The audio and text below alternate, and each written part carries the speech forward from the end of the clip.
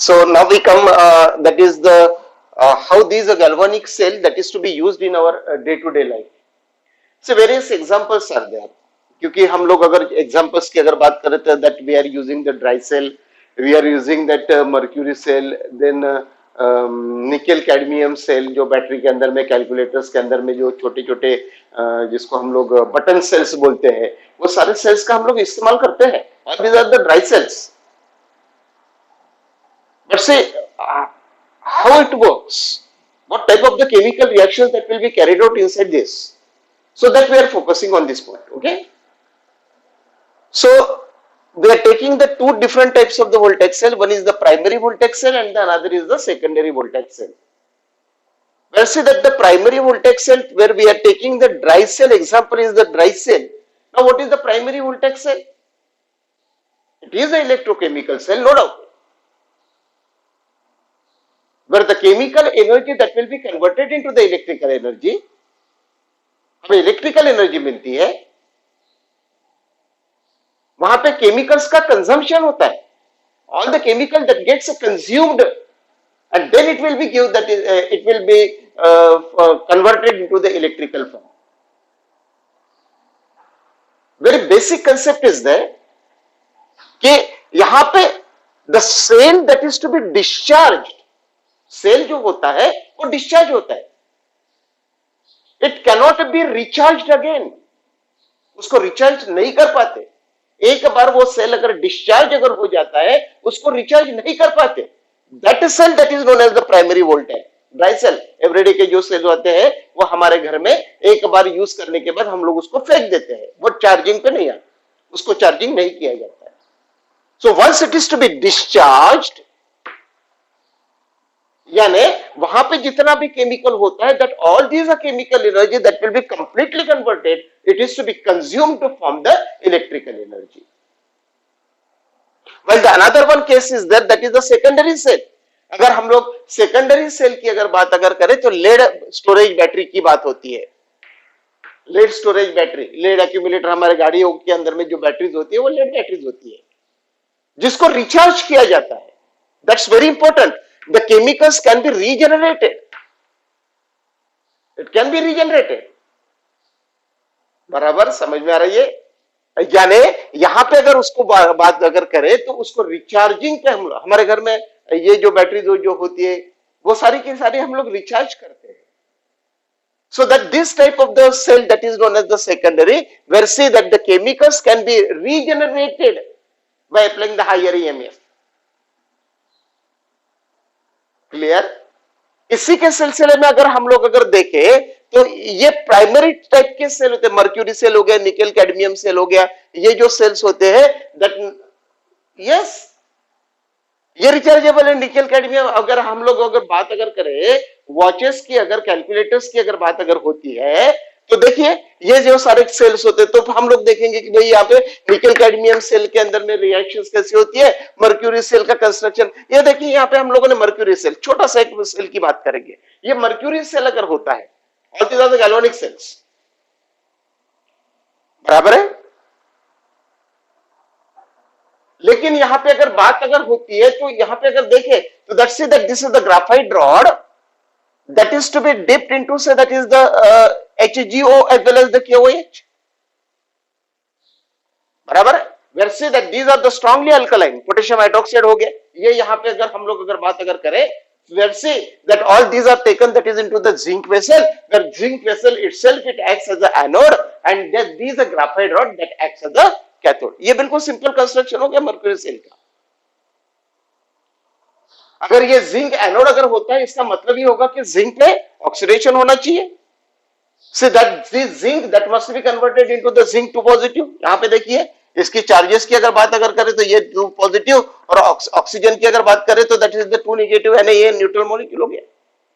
So that the zinc is converted into the zinc positive bye the removal of electron, but at the same time see that these hydroxide ion, बराबर है, यहां पे उसका conversion hydroxide ion जो होगा that these hydroxide ion that give that is the formation of the water as well as that the formation of the oxygen, और वो oxygen zinc के साथ कंबाइन होता है and that's why we are getting the zinc oxide over here.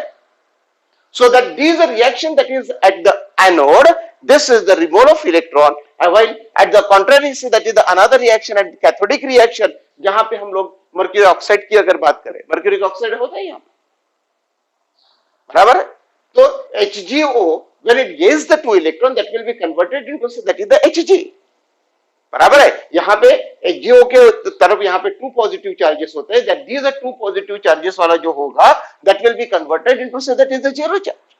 So this reaction that will be the reduction. So this is what say that is the oxidation reaction and this is the reduction. अगर हम लोग उसको carry अगर करें तो हमको क्या मिलता है, ये दो इलेक्ट्रॉन कैंसिल हो गया, वाटर मॉलिक्यूल 2 हाइड्रोक्साइड आयन ये सारे कैंसिल होते हैं, लेफ्ट हैंड साइड में that we are getting zinc plus HgO and C that is on the right hand side that we are getting ZnO plus Hg. Clear? So this is the very simple reaction. हो सकता है exams के अंदर में आपको reaction लिखने के लिए है कि अगर मर्क्यूरी बैटरी अगर होती है तो मर्क्यूरी बैटरी के अंदर में कैसे होगा, it's a very simple construction बराबर है. वो जिंक का बना हुआ है, जिंक की वेसल है, बीच में ग्राफाइट रॉड है और उस ग्राफाइट के रॉड के बाजू में अगर देखा जाए so that this a graphite rod that is to be dipped into the HgO plus QH. Clear? समझ में आ रही है? So this is what that is the very simple process. अगर हम लोग यहाँ पे बात करें कि अगर ये सेल अगर होता है तो सेल का पोटेंशियल कितना होगा, generally we are getting the potential voltage जो मिलता है that we get here that is the 1.35 volt बराबर है. ये जो वोल्टेज होगा, ये जो गैल्वेनिक सेल होगा, वोल्टेज सेल जो होगा, इसका वोल्टेज कितना होता है 1.35 वोल्ट. और ये कहां पे यूज किया जाता है, जैसे कि आपको पता होगा पेसमेकर बराबर है, जो हार्ट पेशेंट्स होते हैं पेसमेकर के अंदर में जो बैटरी बनती है वो मर्क्यूरी बैटरी होती है. Isn't it? So that these are pacemaker, या तो हियरिंग एड्स के अंदर में जो हियरिंग जिनको सुनाई नहीं देता उनके लिए जो एड्स का इस्तेमाल किया जाता है उसके अंदर में जो बैटरी होती है that battery that is nothing that is the mercury battery. So these are the very simple say that applications or say that is the uses. Then we come on the next one that is the cadmium. अगर cadmium की अगर बात अगर करें, nickel cadmium cell, ये क्या जैसे कि आप लोगों ने कैलकुलेटर के सेल देखे होंगे बराबर है, आपके वॉचेस के जो सेल देखे होंगे, all these are say that is the nickel cadmium cell. All these are the nickel cadmium cell. अगर हम लोग प्राइमरी की अगर बात करें, देखिए यहां पे फिर से concept primary that is not rechargeable, उसकी एक डेफिनेट लाइफ होती है. अगर वही तहत अगर हम लोग अगर देखें तो ये मर्क्यूरी जो होगा वो भी प्राइमरी सेल तरीके से काम करेगा. Even though we are getting the voltage that is the 1.35, यहाँ पे वोल्टेज तो मिलता है लेकिन इसकी एक लाइफ फिक्स है. यहाँ पे भी अगर निकेल कैडमियम की अगर बात करें बराबर है, कुछ इसमें अगर देखा जाए निकेल कैडमियम की अगर बात अगर होती है तो कुछ इसमें आपने देखा होगा कि that cell that is the chargeable. जैसा कि यहाँ पे चार्जेबल सेल की बात करें स्टोरेज बैटरी की, that this lead storage battery, हमारे गाड़ी की बैटरी अगर डिस्चार्ज अगर हो जाती है तो उसको चार्जिंग पे लगाना पड़ता है, या तो उसके अंदर में हम लोग सल्फ्यूरिक एसिड डालते हैं ताकि उसके अंदर में जो केमिकल्स हो वो केमिकल्स सारे के सारे रीजनरेट हो.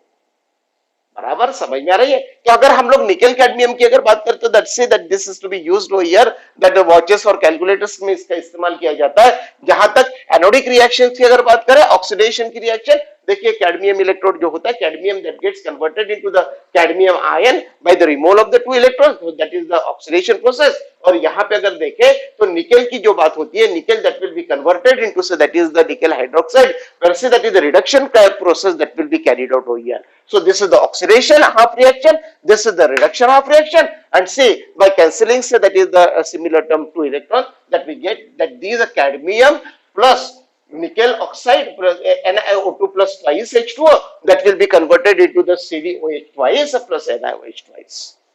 All these are products that we are getting in the solid form. As far as the potential is concerned, अगर हम लोग पोटेंशियल की अगर बात करें तो again approximately that potential that we are getting 1.4 volt. और निकेल कैडमियम का पोटेंशियल कितना होगा? Yes voltage 1.4 volt. और यहाँ पे मर्क्यूरी जो सेल होता है उसका वोल्टेज कितना आ रहा है? That is 1.35 volt. क्लियर? समझ में आ रही है? So this is all about say that is the galvanic cell, जो हमारे डेली टू डे लाइफ में हम लोग इसका इस्तेमाल करते हैं. बराबर है. हालांकि लेड एक्यूमुलेटर के लिए मैं अलग से आपको वीडियो उसके अंदर में आएगा, एक video separate that will be of lead accumulator battery और the lead storage battery. Okay, ठीक है. Yes. So this is the reactions. This is what the simple construction as well as the working and their potential. Okay.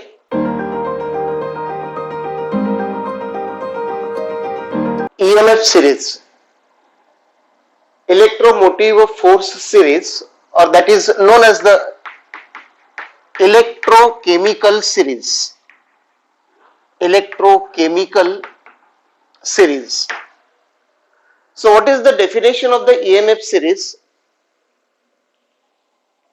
So that this is the arrangement of the different elements or the electrodes according to their decreasing values of the standard reduction potential. Again I am repeating, आपको समझना है ये. It is a series of elements or it is a series of electrodes which are arranged according to the decreasing standard reduction potential. बराबर, उनके standard reduction potential के द्वारा उसको arrange किया है. ऐसे इलेक्ट्रोड्स की जो सीरीज बनती है उसको कहा जाता है ईएमएफ सीरीज और द इलेक्ट्रोकेमिकल सीरीज. यानी अगर हम लोग अगर देखें, यहां पे कुछ एलिमेंट्स की मैं बात की, मैं यहां पे कुछ इलेक्ट्रोड्स की बात करता हूं. सही, at the topper side that the standard reduction potential that will be greater. अरे जिस एलिमेंट का स्टैंडर्ड रिडक्शन पोटेंशियल ज्यादा है वो ऊपर है और जिसका स्टैंडर्ड रिडक्शन पोटेंशियल कम है वो नीचे है. Clear? So this is the very simple arrangement. It is a series of half cells of elements or electrodes which are arranged in the order of their decreasing standard reduction potential. उसको standard reduction potential के decreasing order में जो लगाया है वो series को कहा जाता है EMF सीरीज. क्लियर? अब अगर हम लोग यहां पे देखें कि सीरीज कैसे होती है, देखिए मैंने यहां पे पहला एक एलिमेंट रखा है that is the fluorine. This is the one electrode. Fluorine अगर होगा तो ये गैसियस इलेक्ट्रोड है. अगर वो गैसियस इलेक्ट्रोड अगर होता है या तो इलेक्ट्रोड होता है तो वहां पे जो इलेक्ट्रोड हाफ रिएक्शन है, से that this is the reduction. अगर ये सारे के सारे स्टैंडर्ड रिडक्शन पोटेंशियल बताते हैं, इसका मतलब होगा कि उसमें सेल रिएक्शन कौन सी हो रही है? Reduction cell reaction. अरे जो हाफ सेल की बात होती है, that this half cell that must be a reduction half cell. And that's why say that whatever say यहां पे अगर उसका हाफ सेल रिएक्शन देखिए तो रिडक्शन होगा, यहां पे अगर होगा तो रिडक्शन होगा, यहां पे होगा तो रिडक्शन होगा, यहां पे होगा तो रिडक्शन होगा, यहां पे भी रिडक्शन, यहां पे भी रिडक्शन. यानी जितने भी हाफ सेल रिएक्शंस है, all these half cell reaction these are of reduction type. These are the reduction half cell reactions. अगर ये सीरीज आपके किताब में जो टेबल दिया है, अगर वहां सेंटर की अगर बात अगर करें तो that's where we have been taken standard hydrogen electrode that is to be considered as a zero potential. Standard hydrogen electrode का पोटेंशियल जीरो कंसीडर किया गया है. जहां पे रिडक्शन रिएक्शंस हम लोगों ने लिखी है, यानी whatever the potential that is to be mention over here that is the standard reduction potential of hydrogen gas, hydrogen electrode, gaseous electrode करके उसको पोजीशन कहां पे दिया है? सेंटर पे. अब इसके ऊपर वाले और इसके नीचे वाले ऐसे दो पार्ट में डिवाइड हो गया. इसके ऊपर वाले जितने होते हैं that all that show that is the positive potentials, और जीरो के नीचे वाले जितने भी है वहां पे निगेटिव पोटेंशियल आपको मिलता है. That's why say that this is the positive, this is the positive, this is negative, negative, negative. अरे स्टैंडर्ड हाइड्रोजन इलेक्ट्रोड के ऊपर में जितने एलिमेंट्स है उसके पोटेंशियल कैसे होंगे? पॉजिटिव. और उसके नीचे वाले जितने भी होंगे उसके पोटेंशियल कैसे होंगे, निगेटिव। उसमें भी और एक डिफरेंशिएटिंग कैरेक्टर, क्योंकि यहां पे अगर देखा जाए तो कॉपर इज अ मेटल, लेकिन सबसे पहला एलिमेंट जो यहां पे लिखा है वो that is a fluorine, it is a non metal. यानी हाइड्रोजन के ऊपर में जो एलिमेंट है वो नॉन मेटल की तरफ बढ़ते जाते हैं और नीचे वाले जो एलिमेंट्स है वो मेटेलिक कैरेक्टर्स बताते हैं। सो इसके ऊपर में होंगे नॉन मेटल और इसके नीचे में होंगे metal. That means the non metallic character जैसे जैसे आप ऊपर जाते हो वैसे वैसे क्या होगा, बढ़ेगा। और यहां पे अगर आप देखें तो metallic character that will B increases, यानी जितने भी मेटल्स होंगे that show that is the negative potential, और जहां पे नॉन मेटल्स की तरफ अगर हम लोग जाए तो there standard reduction potential that is the positive. Other say copper हम लोग नॉन मेटल है करके बोलते नहीं, copper is a metal, but say standard reduction potential that is the positive. Correct, समझ में आ रही है, गेटिंग दिस। यानी अगर हम लोग सीरीज की अगर बात करें तो हाइड्रोजन के जनरली ऐसे देखा जाता है, अगर आप सीरीज में देखें तो जो नॉन मेटल होते हैं that these are non metal that is at the upper side and so that whatever the metals are there that is at the lower side. And यहाँ पे ऐसा डिस्क्रिप्शन अगर किया जाता है हमको समझने के लिए बहुत आसान होगा, क्योंकि जीरो पोटेंशियल है, ये स्टैंडर्ड पोटेंशियल हम लोगों ने सेंटर पे रखा है, उसके ऊपर में पॉजिटिव पोटेंशियल वाले और उसके नीचे में निगेटिव पोटेंशियल वाले। क्लियर, समझ में आ रही है, ठीक है। Now bye knowing this standard reduction potential हम लोग यहाँ पे कंप्लीट सेल पोटेंशियल निकाल सकते हैं, that is a very important. अब हम लोग यहाँ पे एप्लीकेशंस की बात करेंगे, हम लोग अभी एप्लीकेशंस की बात करेंगे। देखिए पहले it is a relative strength of oxidizing agents, relative strength of the oxidizing agent. आपने अगर पीरियोडिक का टेबल अगर पढ़ा होगा तो अपने एक स्टेटमेंट पता है, sodium is reducing strongest reducing, यानी जो मेटल होता है वो रिड्यूसिंग एजेंट होता है। अभी आप देखिए अगर ये नॉन मेटल अगर होंगे तो ऑक्सीडाइजिंग एजेंट कहलाएंगे, अगर ये मेटल अगर होंगे तो ये रिड्यूसिंग एजेंट कहलाएंगे। So to determine the oxidizing strength, relative strength of the oxidizing, इसकी strength of oxidize being oxidizing agent, इसकी स्ट्रेंथ अगर निकालना है तो that we can use here, that is the EMF series, so that the relative strength of the oxidizing agent that can be determined by EMF series। बराबर है, जो metals होते हैं वो all they are the reducing agent, जो non metals होते हैं वो ऑक्सीडाइजिंग एजेंट कहलाते हैं। यानी अगर हमको रिलेटिव स्ट्रेंथ ऑक्सीडाइजिंग एजेंट की निकालना है तो हमें ईएमएफ पोजीशन, ईएमएफ सीरीज के अंदर में उसकी पोजीशन कहां पे, उसका पोटेंशियल कितना है, by knowing their potential that we can predict whether it is oxidizing agent or whether it is a reducing agent. So these are the very two simple application, relative strength of the oxidizing agent as well as the relative strength of the reducing agent that can be determined by using, so that is the EMF series. Clear? बराबर, समझ में आ रही है। उसके बाद में देखिए that the spontaneity of the redox reaction that can be determined।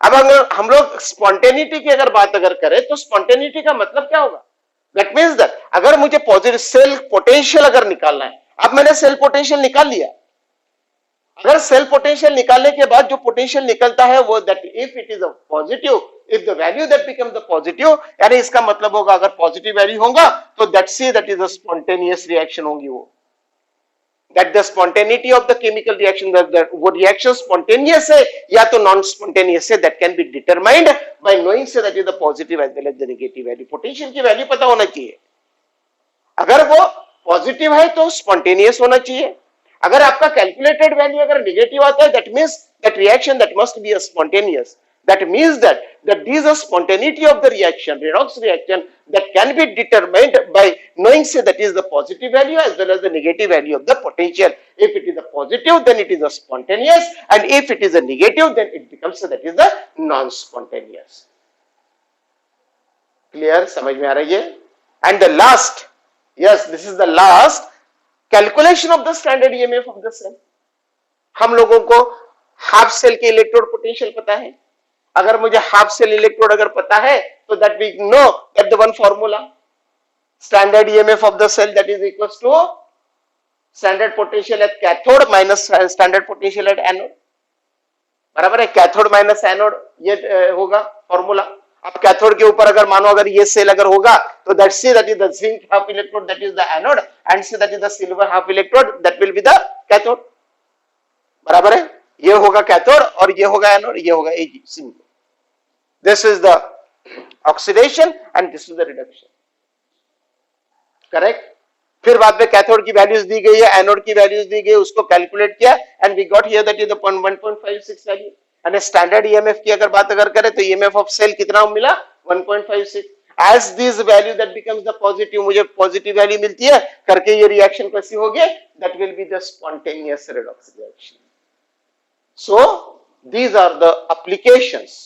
So by knowing this, that by knowing the electrochemical series, that we can determine the relative strength of the oxidizing agent, we can determine the relative strength of the reducing agent, we can determine the spontaneity of the reaction, and see that is the calculation of standard EMF of the cell. Correct? समझ में आ रही है? So this is all about, so that is the EMF series and the applications. Clear?